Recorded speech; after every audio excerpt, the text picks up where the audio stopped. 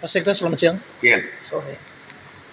Bagaimana keadaan sekarang yang banyak baru-baru dimutasikan? Baik, jadi ya terkait mutasi yang baru kita laksanakan itu, ya pertama untuk mengisi jabatan-jabatan bawah, baik di kecamatan, terus ada di bagian di Setda ini, lalu ada di Setban, dan ada di beberapa tempat setingkat eselon 3, dan ada beberapa eselon 4 saja. Eselon 2 belum? Belum. Kalau eselon 2 sekarang yang kosong itu ada 5. Itu ada 5 yang kosong. Itu di mana? Bapeda, Dinas Pendidikan, Satuan DPRD, kemudian Kadis Koperasi UMKM, dan Arsip Perpustakaan. Ya. Itu ada 5 yang kosong. Ada yang kosong. Siap.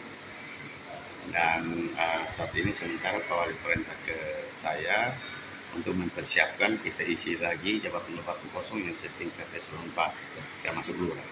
Jadi kita kerjanya secara bertahap ya.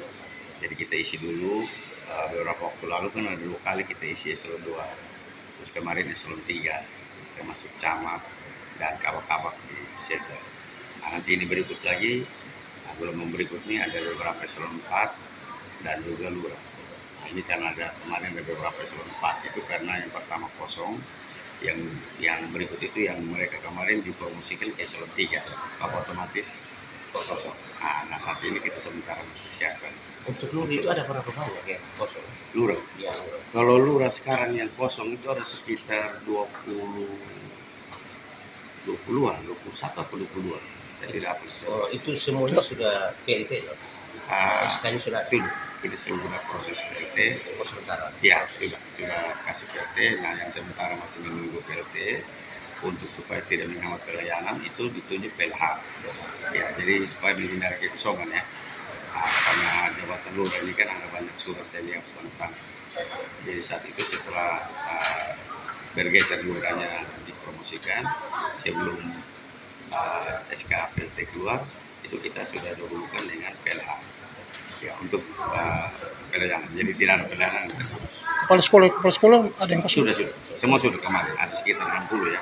Itu sudah terisi. Tidak ada lagi. Kalau kepala sekolah PLT tidak ada lagi. Ya.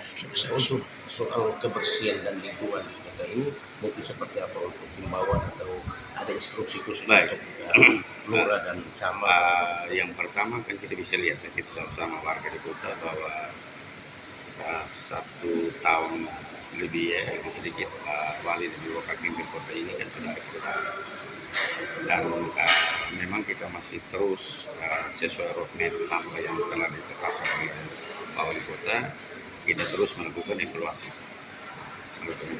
dan himbauan kepada masyarakat, mulai dari pemilahan dan pemilihan sampah dari rumah, terus supaya kita bisa dalam pengangkutannya bisa lebih mudah. Kemudian kami juga sementara mempersiapkan pengelolaan lebih rencana untuk pembangunan IPLT, terus pembangunan tempat pengelolaan sampah. Sementara di rencananya di 6 kecamatan, 6 tempat, 2 sudah terbangun, tapi ini ada lokasi untuk 4. Nah, sementara itu di mana? Kecamatan mana yang sudah?